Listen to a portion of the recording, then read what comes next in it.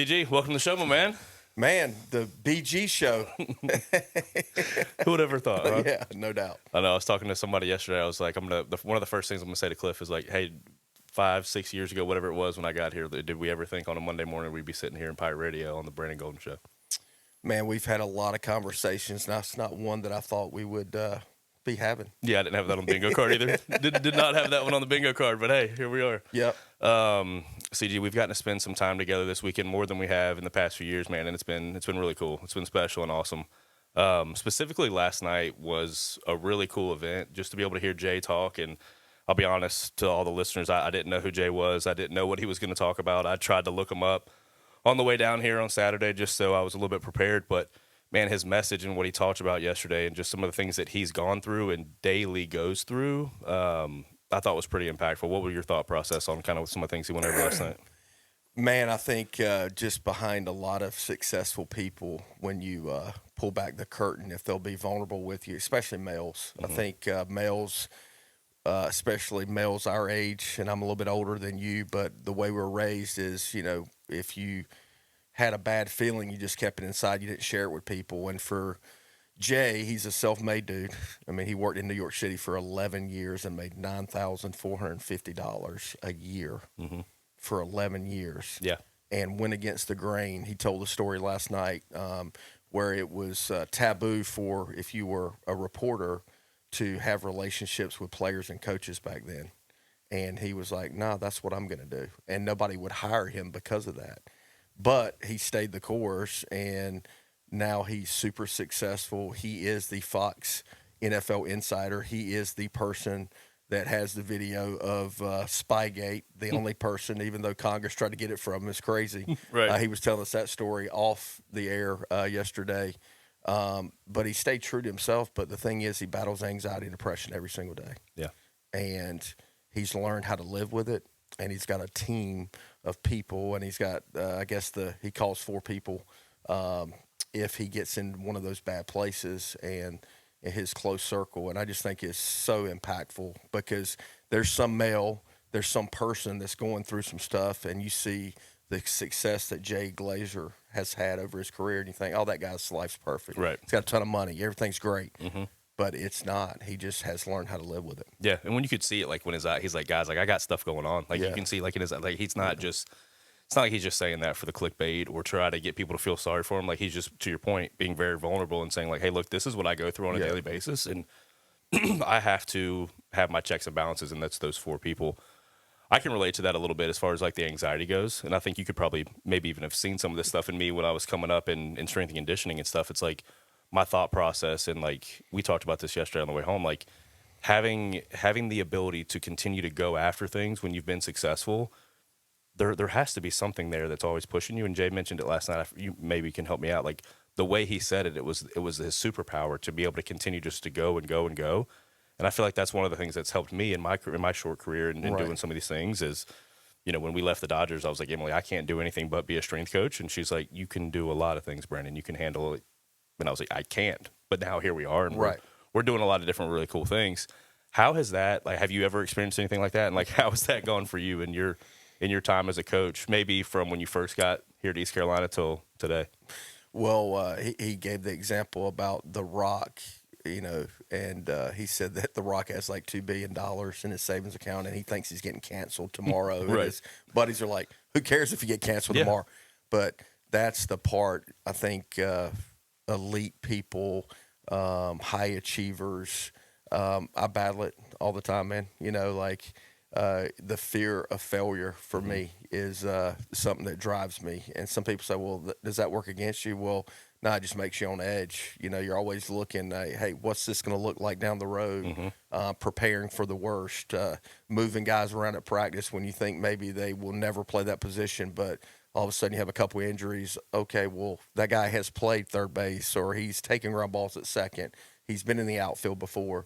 Because as coaches, at least in the way my mind works, is you're always preparing for the worst. You're hoping that it doesn't happen, but if it does, then it's not, some off-the-wall thought for the player. He's 100%. already been in that position. Yeah, kind of similar for me on the business end. Like every February when high school baseball kind of rolls in, like the facility's not as packed as it used to be a couple weeks before that, and Macon and the other guys there, I'm like, hey, like, what are we doing? How are we going to get through this? And they're like, hey, relax. Like, look at what we've built. Like, and Jay mentioned that last night, like, being proud of what you've done. I think I struggle with that, and I really have never taken that opportunity until Macon said something about it, and then Jay said something about it last night. He's like, you have to train yourself to be able to take the time to be proud of what you've done.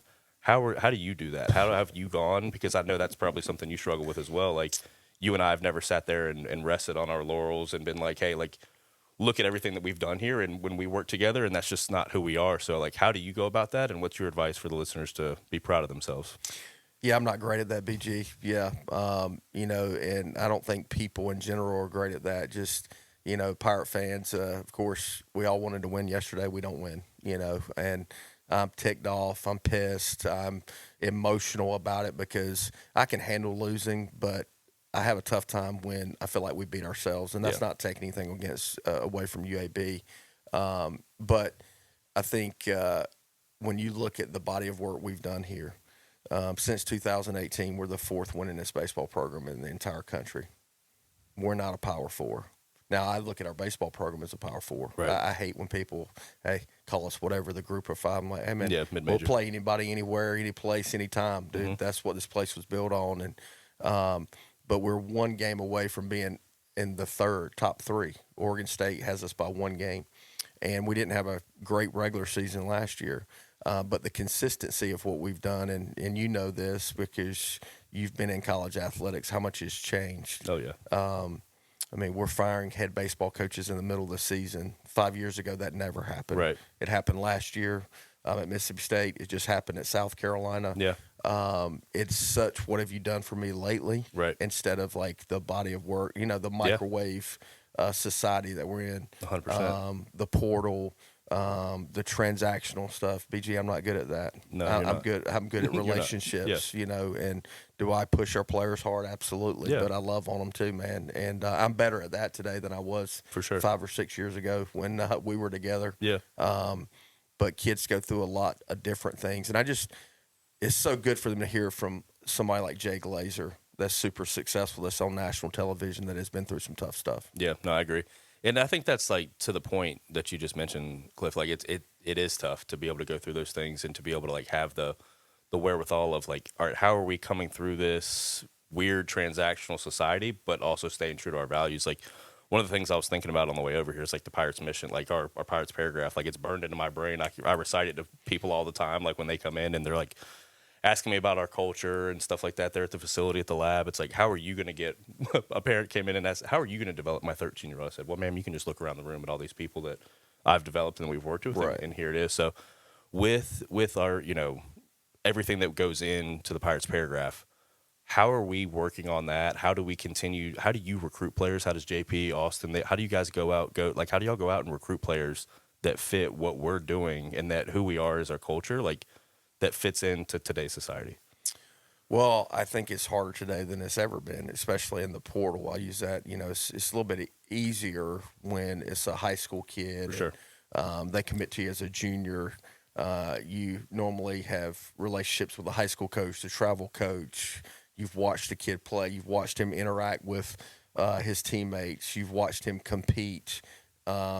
And you're physically there. Yeah. Sometimes in the portal, I mean, you're watching video, you're on Synergy, you're getting data. Mm-hmm. Of course, you're talking to people that touch him, whether it be the coach that he's leaving from. But it's harder. I will say that I pray about the people that we bring into our organization every single day, that we bring the right people. There's a talent component that is how you get your foot in the door. Of course. But Jeff and AK and Goat would tell you, like, hey, man, don't bring a bad human into our locker room. Mm-hmm. And you miss. Yeah. But sometimes you miss, and then they conform to our culture because they're surrounded by such good dudes. Right. Yeah.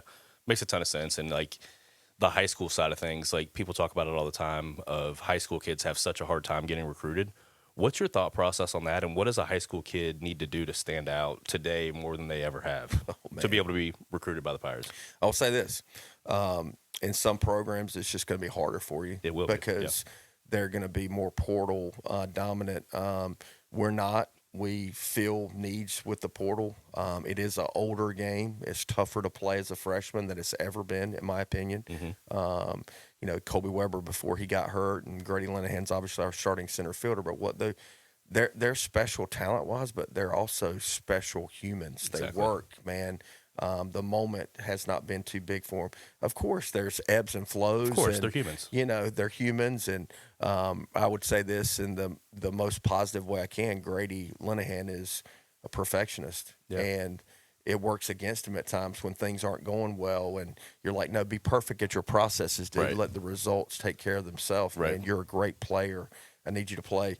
The guys laugh at me. I always say wiffle ball. Now it's blitz ball. I mean, I don't even know what the hell blitz ball is, BG, but okay, whatever. Just go out there and play free, man. And, hey, play in the backyard. No doubt. You get ice cream after right. after you're playing in the backyard. Yeah. So, but it is harder to play as a freshman. No doubt. Yeah, Hudson threw a blitz ball into my hands yesterday at the Dietrich's house. So, yeah, I got blown away by an 8-year-old and fouled it off into the neighbors. Yeah, either way, neither here nor there. But, yeah, blitz ball it's some wild stuff. Coach, let's talk about Sean Jenkins. So obviously, a young kid that comes in. We just literally talked about, two guys, perfectionist and Linehan, and, the guys coming in. Sean came in early. Correct me if I'm wrong there. What did that look like? How did you guys know that he needed to come in early, and how did that conversation go? Well, Jeff just came to my office, and I think it was maybe around Christmas going into maybe a little bit early, like mid-fall of Sean's junior year of high school, and said, we've never presented this to any recruit. What do you think? And I said, sure. See if they, if they're up for it. And Sean's parents are awesome. They believe in hard work and structure and discipline, and also in a loving environment. And funny story, his mom, every time I see her after games, she says two things to me. If you need to put your foot in his butt, you do it. If you need to put your arm around him and love on him, you do it. Yeah. And that's the two things she says to me every single time, and I appreciate that. Yeah. She's kind of an intimidating lady, too, awesome. when she says that to me. So, and that's Sean. She pushes Sean pretty good. So we talked about it. It was a lot of work on Sean's end academically. He actually wasn't able to come into summer school like we have all of our freshmen come in, but he would Zoom in when we were going over the 30-day mental game plan with Blake Hardigree. Oh, yeah. And he would Zoom in, and he would be in the room with the guys just on video, but he had to work his tail off. Blessing and a curse his freshman year. He had a great fall, and then he went and chased some sort of mechanic over Christmas break and kind of threw his mechanics off. And no offense to Sean, but he's not the best athlete, and it threw him off. But we just had to pitch him because we were depleted pitching staff with some injuries last year, and we just had to keep running him out there.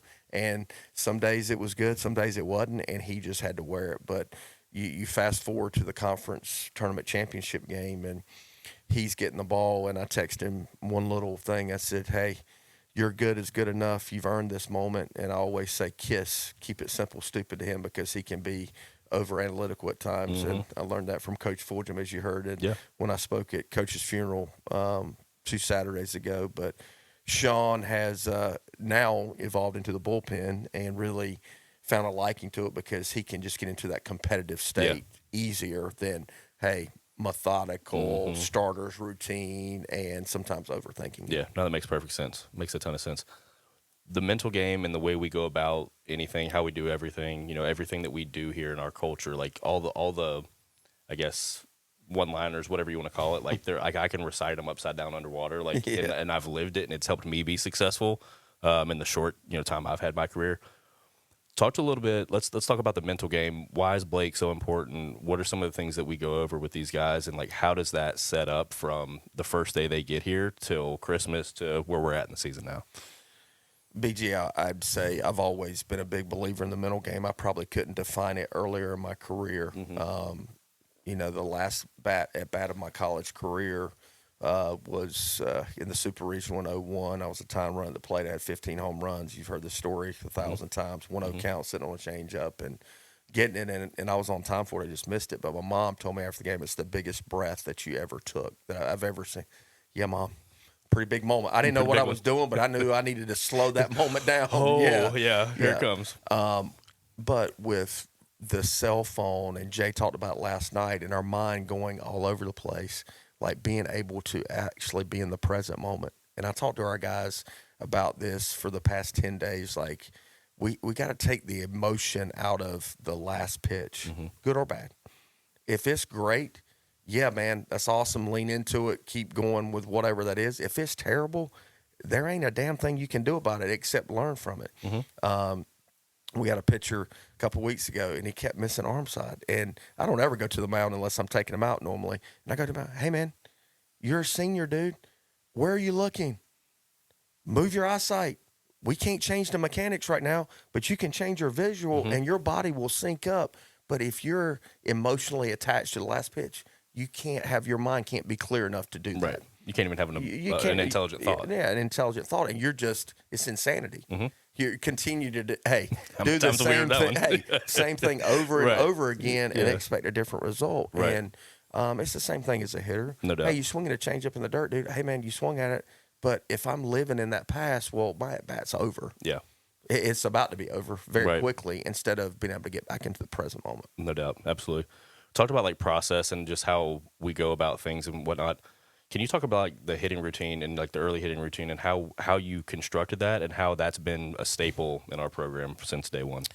So I just was a big believer because I was not very good at baseball. And so I had to, outwork people. And Jay talked about this last night, man. It's such gold, in my opinion. Hey, find the best person at your sport, your profession, whatever it is. See what they do and do more. It's crazy, right? It's very simple. Like, we got all this information out there, and it's pretty simple. Yeah, just go get it. I'm a big believer in a certain amount of comfortable swings where you can feel what your body's doing. So all the new age stuff would tell you probably never hit off a tee, man. Like, why would you ever hit it? Well, dude, if you can't create a line drive with your swing with a ball standing still, how in the hell are you going to do it when even front toss is coming or I'm throwing BP? Yeah, the ball's going or that way, my that God, Trey Savage is facing you, dude. Yeah, it's got like, a if little you something to can't repeat it over and over again off a tee, Yeah. how do you expect to have it in a real game scenario? Yeah, that's a good question. I don't know. Shohei swings off the tee just a little bit, and that's all he does, and he goes out and matches it. Yeah. So. Yeah. And I think that you have to feel good with those certain, so tee, front toss, and then you've got to have some uncomfortable swings where we would do that more in practice, where you got pitch machines going, you got the marv balls going, you're seeing ride, you're seeing different things. But, really started it whenever I started becoming a hitting coach and just had that implemented. And really you do that stuff before practice and, yes, getting your body moving. But I would say it's evolved now because of all the technology we have. So now they have some body movement stuff they'll do, and then they'll have some tee and front toss stuff that they do before practice necessarily starts. Yeah, that's awesome. What's up, everybody? Brandon Golden here with the Brandon Golden Show. Wanted to talk about Clean Fuego, our sponsor. If you're trying to spin the baseball, just really understand how to have better dexterity. For those of y'all that don't know what dexterity is, it's just overall feeling in your fingertips. It's huge when you're trying to pitch and just understand how to backspin the baseball and really have that induced vertical break. So if you haven't already, go check out Clean Fuego, one of the best training tools on the market for being able to understand efficiency and just overall spin of the baseball. Thanks for watching the Brandon Golden Show. Mully was gracious enough to bring me up to the booth the other day on Saturday, and we were just talking about some stuff and kind of going through some things. And I think he asked me, he's like, "What do you see here, Brandon?" I was like, "Well, that's patented East Carolina baseball, putting pressure. I mean, fake bunt. I mean, we're moving it around and just scoring runs." What's been the thought process and just like in our offensive approach, and like how do we go about putting pressure on the other team day in, day out? I think for me, I think God has given me ability to be able to see the field, at a different level. And sometimes it doesn't work out, but a lot of times it does work out. I was talking to Turner Brown after the season this past summer, and I beat myself up with different decisions, but last year we lost the regional championship game 1-0. We got a runner to second base. I forget what inning it was, 6th or 7th inning, no outs. I think Jack Heron doubled. Dixon was behind him, and we didn't bunt. And we didn't move the runner. We didn't score, obviously. And I said, TB, man, he goes, Coach, you've made 1,000 of those decisions, and normally they work out. He goes, I never second guess you, with the information. And Dixon was obviously one of our best hitters. So if he gets a hit or if he moves them, you go, hey, well, you made the right decision there. But I thought Saturday's game in the first inning is probably, one of the things we put a 6 spot up. But We got first and second after walk, and we're actually trying to actually bunt there. And then Irby gets in a 3-1 count, and then we let him swing, and he drives in a run. They throw it away. So Jack Aaron scores from first. Now we got a runner second. We go sack drag. And then, man, Colby Wallace is a perfect bunt, so it's a bunt for a hit. Now it's first and third, no outs, and the inning just continues to manifest itself, and we got their starting pitcher out in the first inning. Yeah, 100%. And then I've watched us do that to people so many times, and we continue to put pressure, and it's especially in our environment here at Clark LeClaire when the crowd gets into it, it's a really tough environment to play. And what would you say about like the fans and just how things have been going so far this season? Like just the excitement and like hearing the the purple gold chants. Like what does that mean for you personally? Man, it's an unbelievable feeling, when the place is rocking, and it doesn't have to be from just a person that played here. Jake Gautreaux, who's coached in the SEC for many years, and Bobby Austin, who's been in the SEC. I was in the SEC. There's not a louder place in the country when this place is packed. I mean, in 2022 in the Super Regional, dude, against Texas, like there's more people at those other places. Yeah. But it ain't louder than Clark LeClaire in the jungle when that place is rocking. That's a fact. 2014, when I was at Mississippi State, you were with Ole Miss. I think they set an attendance record there. On that Saturday. Yeah, 15,000. I think it was like 17, but yeah. Either way, yeah, crap ton of people. Yeah. I'm in the dugout. You're in the other one, and I can attest. Yeah, they had the grills and they had everything going, and it was cool and all. But like, I was standing next to Bridgie and Cam in the jungle in the Super Regional, and it was deafening. Yeah, I mean, the other side of the batter's eye was just pumping that sound right into our ears. So yeah, it's a different place there. You talked a little bit about like Coach Fulgen and like what he meant to you, and I obviously know what he has meant to you, but for the listeners and like for the folks watching this, like what did Rabbit do for you that maybe you haven't talked about before to other folks? Oh man, I think I probably talked about most of it. He did coach me in JV basketball, so I got him as a basketball coach and as a baseball coach. So I think I probably have a unique perspective more than anybody else. Yeah. I was going to tell this story at the funeral, but I decided not to. But my freshman year, I played JV basketball, and we're at North Lenoir, and he's yelling at me about getting in the middle of the press or something. So he grabs my jersey, and like saliva from his mouth is just freaking spraying me. So I'm pulling back, because I'm just getting freaking crushed. Pelted. Well, my mom thinks I'm just being disrespectful. So after the game, she's, why in the world would you pull away from Coach? She's, right. And I'm like, Mom, I was just getting sprayed with spit. It was not disrespectful. I was just trying to protect myself a little bit. Yeah. But no, the biggest thing, Coach Fulgen bet on me before I bet on myself. He told me that I could play baseball at East Carolina, and I was a good athlete. I was better at basketball and football in high school than baseball, but I don't really know if I believed or even knew what I was getting myself into in that moment. Yeah. And then I come in red shirt on, no offense, not a good team, and then they hire Coach LeClaire, and that was really the aha moment for me. And I tell our red shirts, and this is no disrespect to Coach O or anybody else, but as a red shirt, when I redshirted, it's like, hey, man, go down to the cages. Hey, we'll see you in a couple hours. See you later. I might have got to hit on the field twice a week. Yeah. You got 8 swings if you got your bunts down. You got 4 if you didn't. And there was no like, hey, we need you to do this X, Y, and Z. Right. Where if you redshirt in our program, like a Davin Whitaker, man, there's a plan. And I'm like, when they went on the road for weekend series, I went to the rec center and played basketball all weekend. Right. That was my development in my red shirt. I'm not saying that was a smart thing, but at least I was getting my athleticism, I guess. No doubt. But when Coach LeClaire got hired, it was the aha moment of, oh, wow. He's talking about playing the College World Series, and I just redshirted on a bad team. I better get my crap together pretty quickly. I'm not going to be here. Right, yeah, absolutely. A little different from when we had guys redshirt. They're spending a lot of time with me. Yeah, in the extra room, lift and, getting physically, but also, upping their game too. And I mean, Davin Whitaker is one of our best players now, and hey, kudos to him, man, because in a very transactional world, he got offered 25% scholarship on average for each year. That's what he was offered. So basically, in this world, nothing. Right. And has never wavered. Just worked his tail off. And hey, tip of the hat to that young man. 100%. And I can attest to that. Even on the off-season stuff, him and JC would be in our facility. Yep. swinging it. He probably lives, I don't know, Devin can say it better than I can, maybe Davie County, 45 minutes where Carson's from. So, yeah, not too far at all. And they'd come over there and get their swings in and BG, whatever I need to do. I'm like, buddy, you're a Pirate. Get your behind in here and let's get ready to roll. Right. So that's pretty special stuff. For just kind of moving forward, a little things that we like to talk about and like just kind of how do you prepare the coaches? How do you lead the leaders of your program? You know, you and I talked about this yesterday, and I don't know if other folks ever did this, but when I was working here, I believe it was 2018 or 2019, it was like, hey, if you guys want to understand what it feels like to sit, you know, in the head coach's seat and in the leader seat, like come in. And I was like, holy shit, like that's the coolest thing I've ever heard. Like I was, hell, what was I, 27, 28 years old? I'm like, yeah, let me learn this stuff. So came in and you're like, BG, look, man, like it's a tough spot to sit in. Like there's times where things are great and people will tell you everything. And there's also times where you kind of feel like you're an outsider in your own program. How do you lead the guys that you've put in a position to lead our program? And what has that meant for you personally? Well, Coach Bianco used to tell me this when I worked there and I didn't believe him. He says, be careful what you ask for.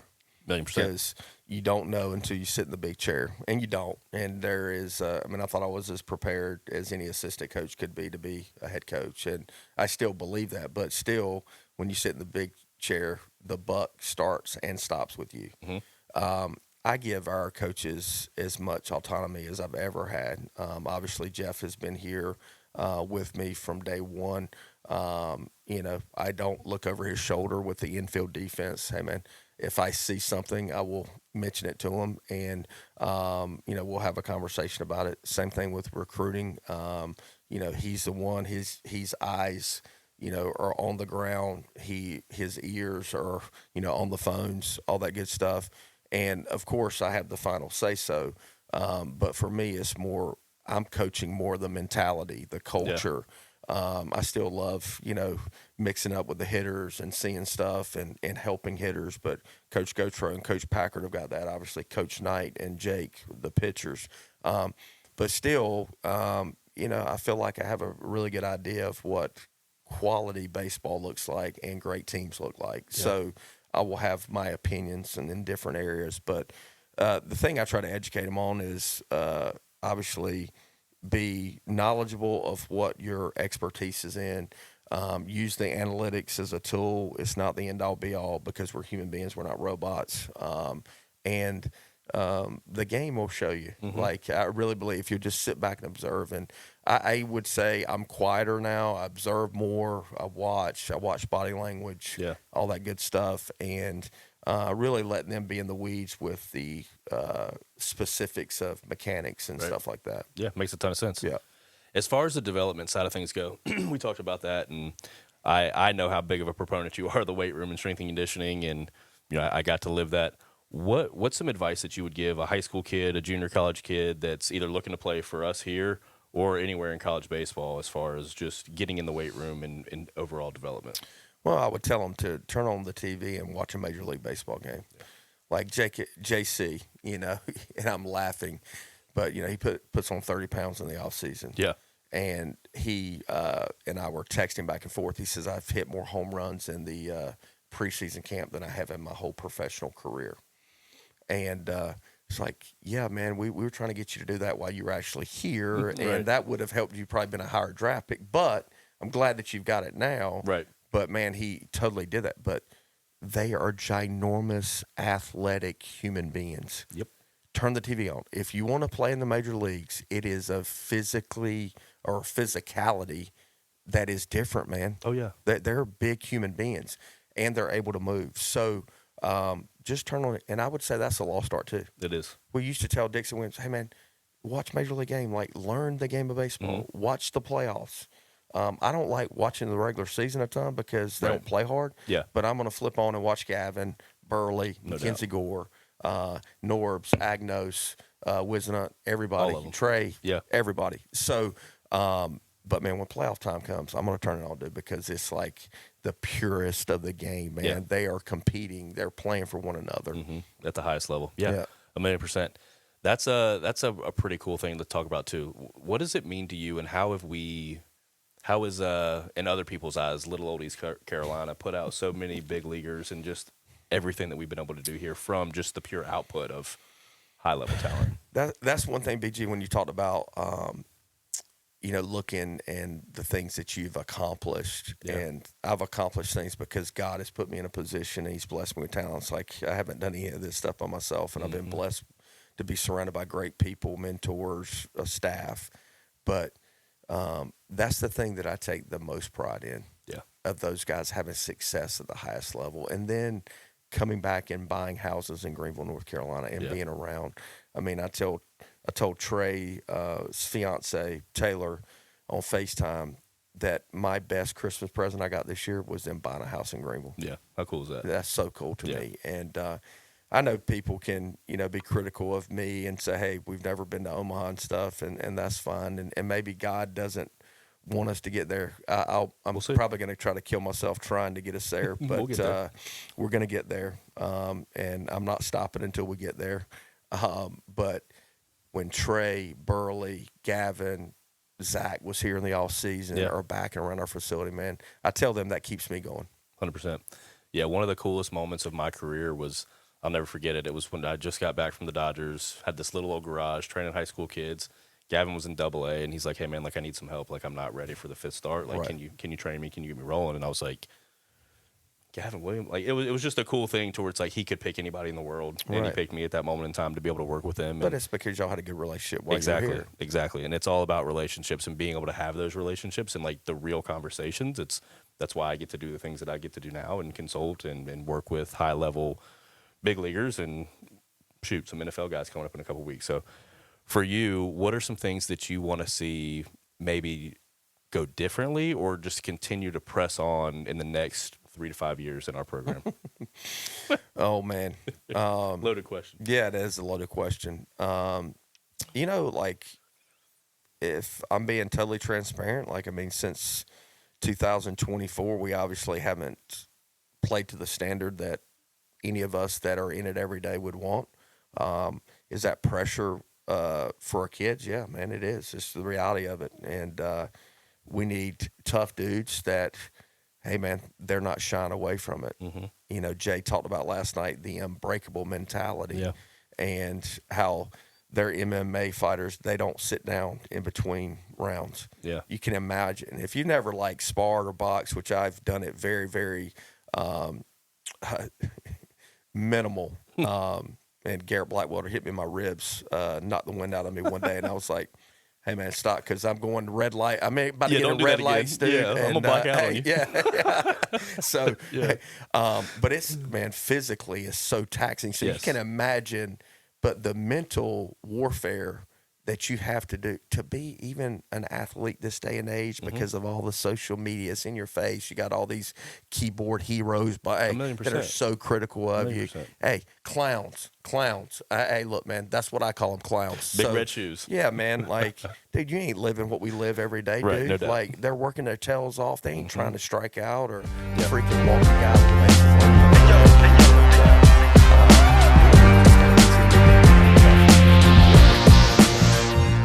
Good enough players, and we've had some injuries, but as I told our team, man, we are deeper than we've been in the past. We're able to handle it if we're mentally capable of handling. Yeah, that's a great side of things. Well, CG, this has been awesome, man. Thank you so much for coming on the show. I really appreciate it. Hey, thanks for having me. Of course.